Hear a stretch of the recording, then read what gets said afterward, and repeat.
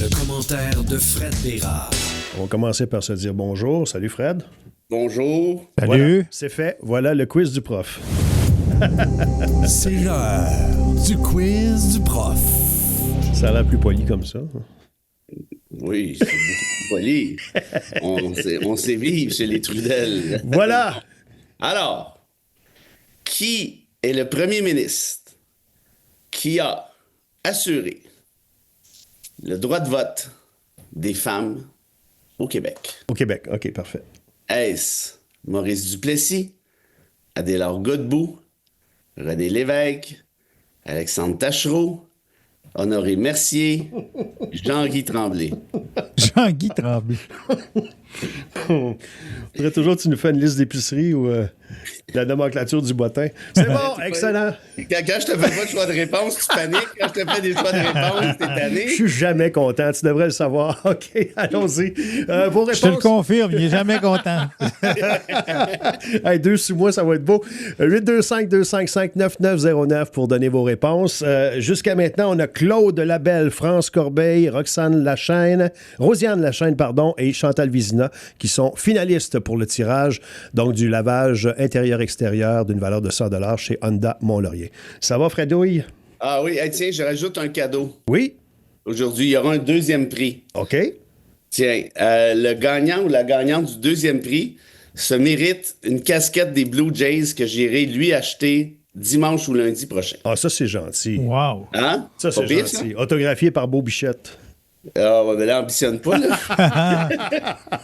Il va courir à Toronto. On va faire le nu vite pour... Ouais, Bon. c'est ça. Je rapporte une casquette des Blue Jays à monsieur ou madame qui remporte le prix en question. Ouais, tu vas nous envoyer ça comment? Il n'y a pas de facteur, rien, là.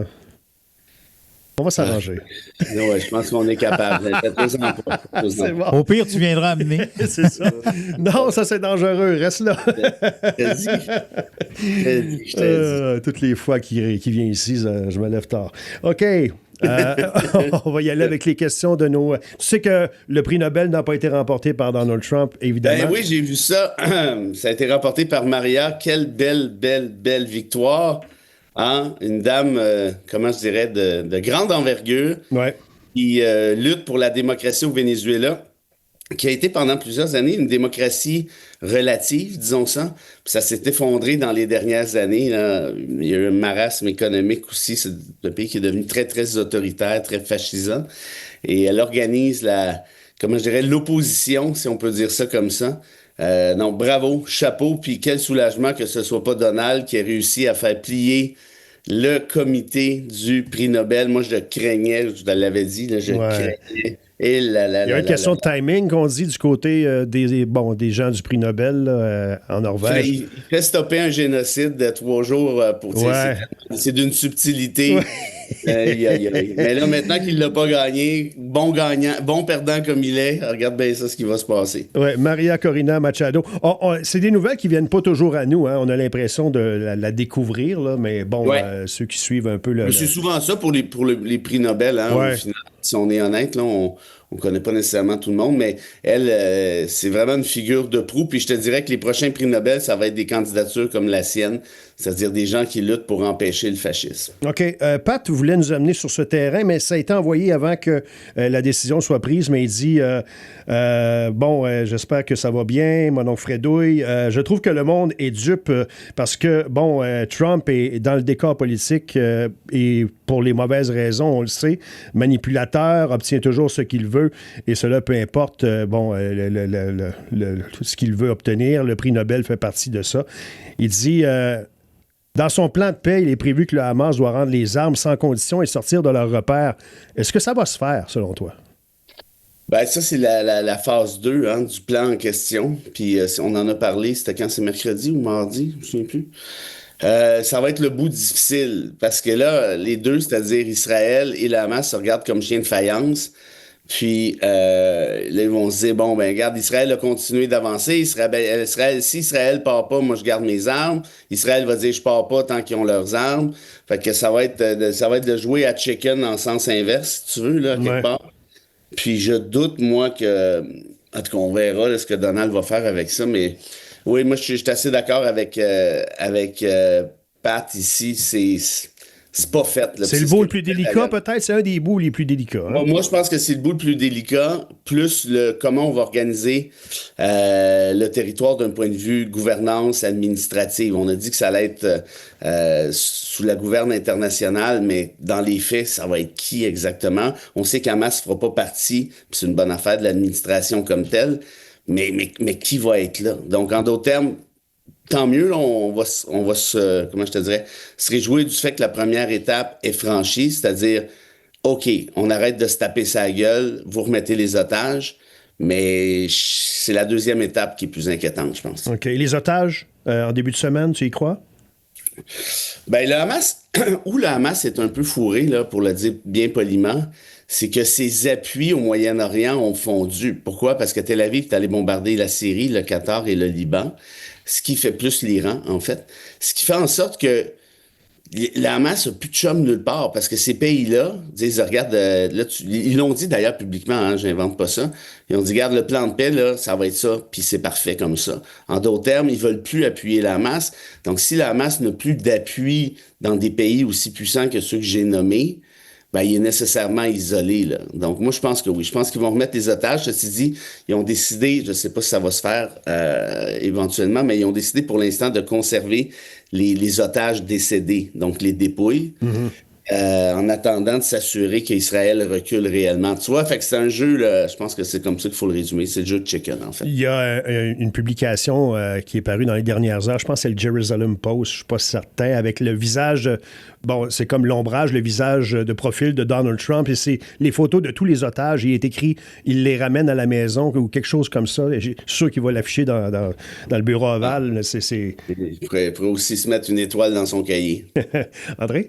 Oui, il y a Guy qui a écrit cette semaine, Fred, concernant François Legault, un discours qu'il a tenu pratiquement qu'en anglais au Château Frontenac à Québec dimanche passé. Ah ouais?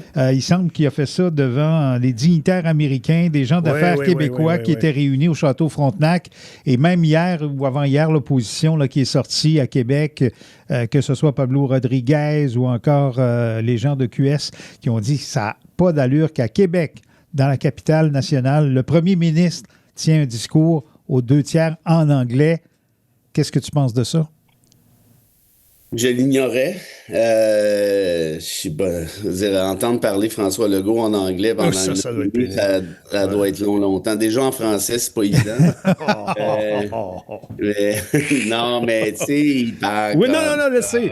Mais s'il n'y a pas de traducteur dans les petites oreillettes, là. Mais il y en avait, semble-t-il. Il y en avait? Oui, il y en avait, oui. Avez-vous vu la... On en reparlera de la Constitution québécoise parce que j'ai beaucoup de choses à dire. Mais hier, QS a fait quelque chose d'assez drôle sur les réseaux sociaux pour décrire le projet de loi de Jolin Barrette. Ils ont pris François Legault qui recevait des enfants à l'Assemblée nationale. Puis là, il dit « Ah, ça, c'est un beau dessin. Je vais l'accrocher dans mon bureau, ton beau dessin. » Pour Simon Jolin. Non, mais la blague, c'est de dire, regarde, c'est pas mal ça, le projet de constitution. Là, c'est un genre de dessin d'un enfant de 4 ans avec des barbeaux. Aïe. Oui, tout ça pour dire que... En tout cas, bref, mais... Écoute, je sais pas quoi dire. C'est sûr que si tu reçois des Américains, il y en a partout, c'est délicat, mais en même temps, vous avez un service de traduction, ça sert à ça aussi. Puis je trouve que ça fait un petit peu coloniser de passer à l'anglais 2/3, 3/4 du temps, mais bon, bref, j'imagine que c'est pas si grave que ça non plus. Puisque tu es allé là, du côté de la Constitution, il y a Mélanie qui nous a écrit, j'écoutais Fred hier parler de la Constitution, l'intention de, bon, il n'y a pas que du mauvais là-dedans. À entendre Fred, on dirait qu'il y a juste du mauvais là-dedans, dit Mélanie.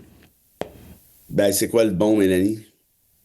T'as rien relevé comme la... Honnêtement, malheureusement, je dois dire que c'est assez grave ce qui se passe parce que, comment je dirais ça?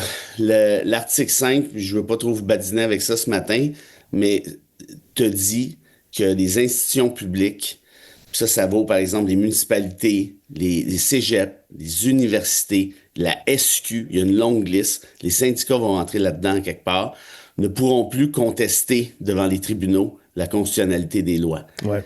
Ça, là, c'est très, très grave, en fait, parce qu'il n'y a aucun régime dans le monde, des régimes démocratiques qui permettent ça. Parce que t'as pas de démocratie sans état de droit, on en parle souvent, puis t'as pas d'état de droit sans contrôle judiciaire. Je connais aucun État, moi, dans le monde, en Occident, qui empêche des institutions ou des citoyens de pouvoir contester la loi. Ça n'existe pas, ça. Alors, vous m'excuserez, Mélanie, mais moi, si on veut chercher des petits, des petits avantages, il y en a. Je vais vous en dire un. L'avortement, par exemple? Ouais, mais même ça, non, parce que c'est de la brousse. On est en train d'écrire avec ma chum Léa Clermont-Dion, tout juste avant d'entrer en ondes, puis elle me posait des questions là-dessus. On est d'accord, c'est une blague, parce que l'avortement, c'est une compétence fédérale. Fait que Québec a bien beau dire ce qu'il veut. Si le fédéral décide demain de radier le droit à l'avortement en utilisant la dérogatoire, mettons Pierre Poilievre, ben c'est fini. Il n'y a rien qui va pouvoir se faire au Québec. Même si on a une constitution. Oui, mais c'est ça, la constitution du Québec, c'est bien le fun. Mais tant que tu es dans le cadre canadien, puis là, on aime le Canada ou on l'aime pas, c'est une position bien légitime tant qu'à moi, ben, qu'est-ce qui arrive? Il arrive que tu es assujetti à la Constitution canadienne. Tu peux pas faire des miracles. Fait que là, ce que nous dit Simon Jean-Hébert, voici la loi de la loi. Ouais, mais ta loi de la loi est encore assujettie aux lois constitutionnelles canadiennes. Puis les lois constitutionnelles canadiennes te disent que, au final, par la jurisprudence, l'avortement, c'est de compétence fédérale. Plus, et surtout plus, tu peux pas empêcher le contrôle de constitutionnalité. Ça, c'est les articles 96 et suivants. Ce qui veut dire quoi? Ben, ce qui veut dire que demain matin, cette loi-là, moi, je te dis, ça reste comme elle est là, la Constitution québécoise, elle va exploser devant les tribunaux en 5 minutes. Pourquoi? Parce que tu peux pas retirer des droits à des institutions. Tu peux pas leur empêcher de contester la constitutionnalité des lois. C'est la base de la démocratie. Alors, bref, pour le reste, Mélanie, moi, je dirais le seul avantage que j'y ai vu, c'est par exemple de préconiser l'égalité homme-femme versus la liberté de religion. Je sais pas comment ça va s'orchestrer directement devant les tribunaux, mais ça, je pense que c'est un message qui est intéressant. Il y a aussi le message sur la nomination des juges pour influencer Ottawa de considérer les propositions de Québec. Je pense pas que ça va fonctionner si facilement que ça, mais au moins, c'est un message qui est envoyé. Ça, vous voyez, j'en cherche du positif. Ouais. Mais ça, versus d'interdire un contrôle de constitutionnalité, tant qu'à moi, là, on parle pas de la même affaire du tout là, en termes d'importance et de gravité. Christian qui te demande, Fred, pour ce qui est du changement apporté par Québec, puisque les enseignants seront maintenant évalués tous les 2 ans plutôt que chaque année, est-ce que c'est un beau geste de la nouvelle ministre de l'Éducation? Je finirais juste une petite parenthèse, Mélanie. Les Premières Nations sont où dans la Constitution de Simon? Une constitution, là, c'est supposé rassembler. Tu parles d'un territoire, d'un peuple, d'une nation, d'une société sur un territoire X. Ils sont pas là. Ils n'ont jamais existé. C'est quand même grave, là. C'est gros comme message à envoyer. Disant, regarde, vous autres, vous ne faites pas partie de la gang, puis allez au diable. Ça a été fait dans son bureau, sur un coin de table, avec du monde qui s'inspire de tactiques qui ne sont pas très recommandables, sur mon avis. Je ferme la parenthèse. Ouais, rejeté par l'opposition aussi, là. Faut le dire. Pardon? Rejeté par l'opposition, de toute façon, il faut le dire. Mais non, mais il ne les a pas consultés. C'est-à-dire, un projet de constitution, prends la constitution américaine, la constitution française. Bon, ça fait très longtemps, mais c'est-à-dire, ça prend des discussions, ça prend des rouges, des bleus, des oranges, tout le monde... Est-ce que tu faisais valoir hier? Parce que là, eux autres, ils disent que c'est complètement électoraliste, là. Ben non, mais c'est d'une évidence. Puis non seulement ça, mais c'est parfaitement inconstitutionnel, la constitution de Jolin Barrette. Je vous le dis, ça s'en va dans le mur, vous allez voir. Okay. D'ici 1 an et demi, vous allez avoir la décision de la Cour, je suis convaincu. Pour répondre à l'autre question... Oui, Christian qui veut... Ça, c'est typique Sonia Lebel, qui cherche les compromis, qui essaye d'éviter la chicane. Bon, ben... Au lieu d'une évaluation annuelle, ça va être à chaque 2 ans. Mais le problème, moi, je pense pas que c'est... C'est l'évaluation comme telle. Exact. C'est pas tant le fait que... Bon, puis là, j'imagine que c'est d'acheter la paix un peu. Ouais. Mais ouais, j'ai pas vraiment d'autre chose à dire que ça. C'est bon. De toute façon, regarde, on va dévier vers un petit peu de sport ou d'entertainment parce que y a Robert qui voulait savoir ton opinion sur Bad Bunny, le choix de Bad Bunny à la mi-temps du Super Bowl. Parce que on sait qu'on fait dans nos culottes du côté des magas, du côté américain présentement. Écoute, c'est très drôle. Moi, Bad Bunny, excusez mon inculture, mais je ne savais pas qui il était. En fait, je l'ai appris quand j'ai vu Happy Gilmore 2. Ah oui, c'est vrai. Là, j'ai compris. Après, j'ai dit, OK, le gars, il est vraiment big. Puis, c'est pas tout à fait mon style de musique et autres, peu importe. Mais moi, oui, bravo pour ce choix-là, parce qu'apparemment, il est archi populaire, notamment chez les jeunes. Puis il est archi populaire aussi chez les Latinos. Américains qui sont ouverts un peu d'esprit, c'est-à-dire pas les magas. Et là, ceci dit, quand j'ai vu passer, Robert, des messages de c'était écœurant, pourquoi ils prennent pas un Américain, puis pipi, papa, pour le Super Bowl, ça prend un Américain. Mais là, j'ai repensé à ça. Tu sais, les Stones, c'est pas américain fort. Tous ceux qui ont joué là les dernières années, c'est pas des Américains. T'y penses-tu? Ah oui. Non. Il y en a eu plein. Ben, Paul McCartney, il y en a eu plein. Là, de Who. Il y a plein de Britanniques qui ont joué là. Qui c'est qu'il y avait aussi? En tout cas, je ne les connais pas tous, là, mais j'ai regardé vite. Puis je m'en rappelle plus trop. Il y a eu Shakira qui venait de la Colombie. Il y en a eu plein. T'as raison. Fait que, bref. Puis l'affaire, c'est que Bad Bunny, c'est un citoyen américain. Ben oui. Fait que, comment trouver une manière de me dire que t'es raciste sans me dire que t'es raciste? Ou t'es pas bon en géo. Hein? T'es pas très bon en géographie. Là, on parle des magas, là, faut pas trop ambitionner. Là. Excellent. T'en avais-tu d'autres de ton côté? Une dernière Micheline qui dit qu'elle trouve farfelue l'idée que Santé Québec se lance dans le développement d'une plateforme d'intelligence artificielle au moment où les gros chantiers transformation numérique viennent d'être suspendus du côté de Québec. Qu'est-ce que tu penses de ça, Fred? Je connais pas assez le dossier, Micheline, mais c'est Micheline, hein, tu m'as dit? Oui. Mais rendu où on est en matière de santé, je sais pas, il me semble que l'intelligence artificielle, j'essayerais ça, moi. Parce que l'intelligence humaine, visiblement, ça n'a pas porté grand fruit. je sais pas. Je pense que... mais je suis assez d'accord avec vous, là. Tout a été stoppé, tout a viré en catastrophe avec les sacs clics. Disons que tous les prochains chantiers du gouvernement Legault, on peut retenir notre souffle comme contribuable, là. Ça, c'est bien évident. Mais l'intelligence artificielle, moi, je m'en méfie beaucoup, notamment d'un point de vue purement démocratique. Je pense que ça va venir pervertir plusieurs des éléments qu'on considérait importants. Mais d'un point de vue efficacité, par contre, d'un point de vue médecine, d'un point de vue médical, j'ai quelques amis médecins qui m'ont dit, tu sais, dans le temps, là, faire telle opération aux yeux, mettons, c'était toute une job, là, tu sais, là, je sais pas, 15-20 ans, mettons.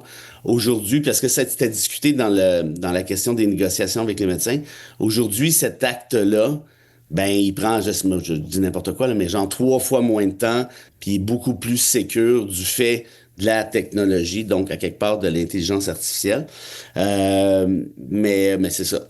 J'ai pas vraiment d'opinion, honnêtement, mais je pense qu'il faut rester ouvert à l'intelligence artificielle, surtout en termes d'efficacité dans des domaines comme ceux-là. Ah, puis ça va juste en s'améliorant, là. Ça a du bon puis du moins bon, comme n'importe quoi. Il y en a qui se font opérer par des robots, là. On racontait ça, là, très clairement. Oui. Puis, bon, le taux d'erreur est nécessairement moins élevé que chez les humains, là, pour des raisons évidentes. Ouais. Mais bref, pour le reste, par contre, je suis pas en désaccord avec vous, Micheline. Là, je le répète, là, chaque fois que le gouvernement Legault lance un nouveau chantier, là, je pense qu'on peut retenir notre souffle. Là. Merci, Fred. Merci à tous ceux qui nous ont donc soumis des questions ce matin. Adélard Godbout et le choix populaire. Bravo! Bravo, ben oui, bravo. Bravo! Je ne vais quand même pas me prosterner. Bravo. Adélard Godbout, qui était premier ministre libéral, qui a joué un tour à Duplessis pendant la Deuxième Guerre mondiale, parce que Duplessis était là depuis 1934. Godbout a été élu quelque temps après. Puis, il n'a pas veillé tard, cela dit, on l'a décrit comme un traître à la nation parce qu'il avait envoyé la compétence d'assurance chômage à Ottawa, notamment. Duplessis est revenu et a gouverné jusqu'à sa mort, comme on sait, sa mort qui a donné lieu, en fait, à la Révolution tranquille par la suite. On fait une finaliste parmi ceux qui avaient la bonne réponse. Attends, j'allais dire ceci, j'ai oublié. C'est que Maurice, il voulait pas que les femmes votent parce qu'il faisait passer le message par son clergé, puis les personnes plus âgées à l'écoute vont s'en souvenir souvent. Le clergé disait, c'est important, les femmes, le mari, si on donne le droit de vote aux femmes, puis les femmes votent contre leur mari, ça va faire du picante dans les familles. Ça s'annule en plus. En plus, ça s'annule, oui. Fait qu'imagine-toi donc. Et le Québec a été la dernière province à accorder le droit de vote aux femmes. Alors, un lavage complet chez nos amis de Honda Mont-Laurier et une casquette des Blue Jays courtoisie de notre ami Fred, à qui on souhaite un bon long week-end. On est là juste... Faudrait me dire quand même si c'est un homme ou une femme, puis c'est quoi la grosseur du caillou. Grosseur du caillou, ça se peut, j'aille pas. Vas-y pour l'unisexe ou le one size fits all. En tout cas, éclairez-moi un petit peu, là. Je t'envoie le nom du gagnant de la gagnante tantôt. Et nous, c'est Savoir mardi, Fred, puisque c'est l'Action de grâce lundi. Ah bon, écoute, on va faire ce qu'on a à faire. Salut. Salut. Là. Le commentaire